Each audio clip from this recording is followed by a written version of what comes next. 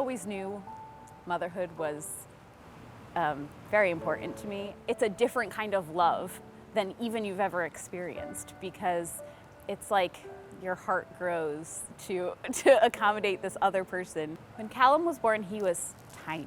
He was 5 pounds, 10 ounces, and looked like a perfect little angel.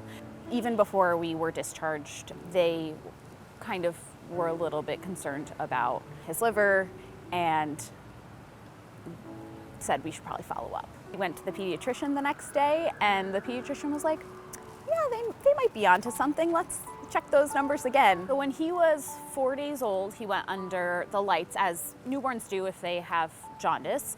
And it was during that hospital overnight that it became clear that it was not just newborn jaundice. And GI attending came down and kind of laid it out there. And I think that was the first time I ever heard the words biliary atresia. Biliary atresia is a constriction of the bile ducts in the liver that causes backup of bile and eventually scarring and liver failure. The way I express it to the parents, it's a time-sensitive diagnosis. The time starts clicking from birth. So we try our best to get the patient diagnosed early. Luckily, he was able to stay pretty healthy. I mean, if you looked at him, he was orange and had like yellow eyeballs. So it definitely looked like something was wrong. But in general, it wasn't really affecting his quality of life, which we're really, really thankful for.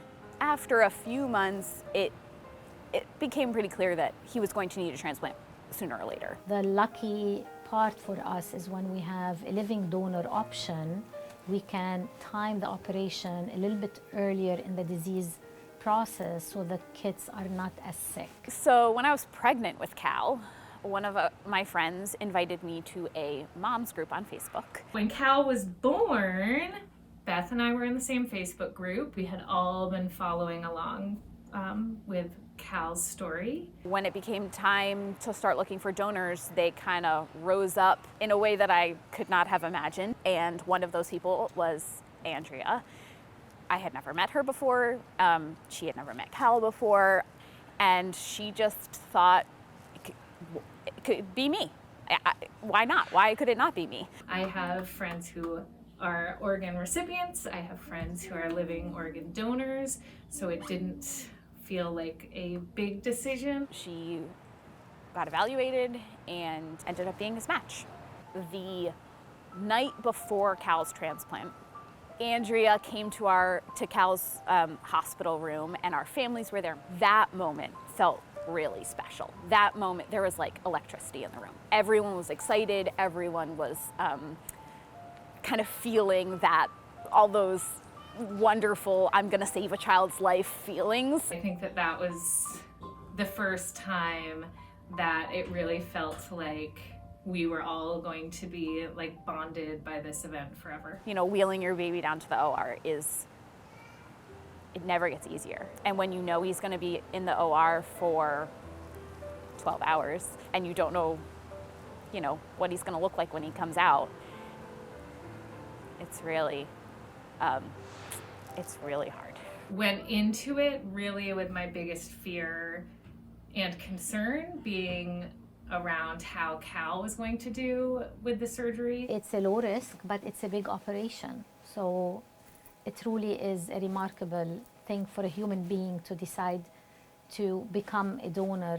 I mean, I gave up a couple weeks of my life, and Cal, has years and years of his life. Donors are heroes, for sure.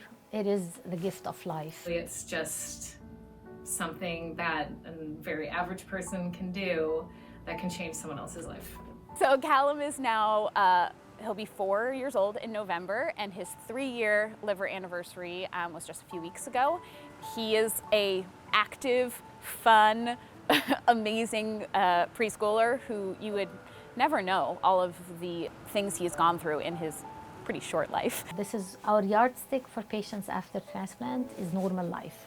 We want them to have normal existence just like any other child.